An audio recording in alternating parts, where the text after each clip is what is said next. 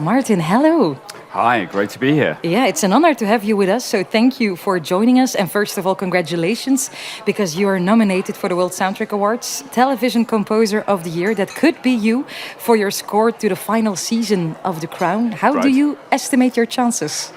Always slim. Always, always better to go in with the attitude of it's just great to be here, which it really is, because it's such a fantastic festival and the city is so beautiful, and yeah, I'm just very happy to be here. Okay.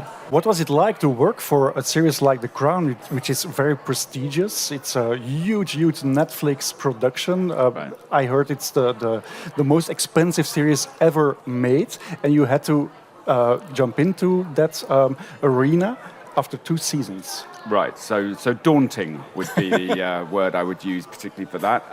It was, normally I'd like to be there at the beginning of a series. I haven't ever taken over a series before, and because that's sort of those birthing pains of a production you need to be there for. However, it was The Crown, and when I got the call about that, it was like, well, I've got to do this. It's just so fantastic. And the amazing thing about the budget is obviously very large, and we're very lucky for that. But it's never like I feel that they are using the budget just to show how much money they've got.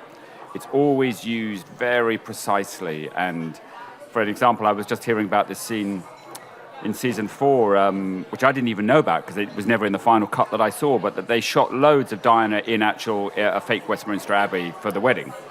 Of her arriving in her wedding dress, and huge amount of extras and production and cast, and when it came to me, it was just her leaving her room in her wedding dress. And they cut all that out because actually in the end, although it looked fantastic and loads of money was spent on it, it wasn't relevant to what they were trying to say. But sometimes you need money because, Martin, I read, because you also wrote the music for the movie Napoleon from Ridley Scott, that you tracked down an ancient piano of Napoleon to make the score. Is that true? That is absolutely true, yes. My agent rang me and was really excited because he'd found this piano that was bought by Napoleon for his second wife, Marie Louise. And it was in a collection of pianos outside London in the countryside, a stately home, and who knew? I mean, there was an amazing amount of pianos there. There was J.C. Bach's and Mahler's and Haydn's.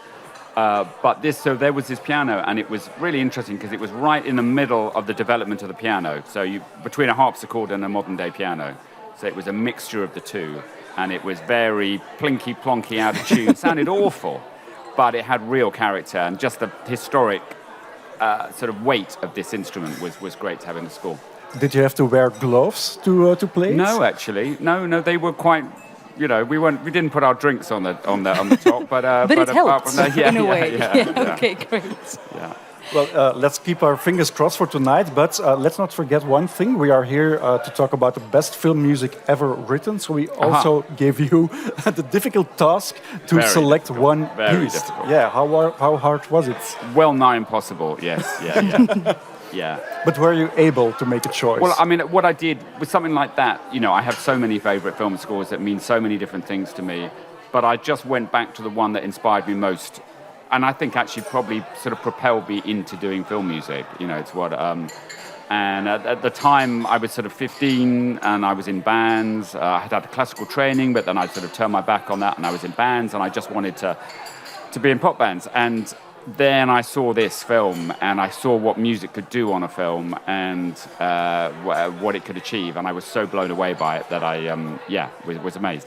So it was. Which movie are we speaking about? It was a film called The Draftsman's Contract, which was written by the British composer Michael Nyman, and it was. The energy of it, the sheer vitality and purpose of this score, and it was a mad mix. It was kind of rock and roll classical music.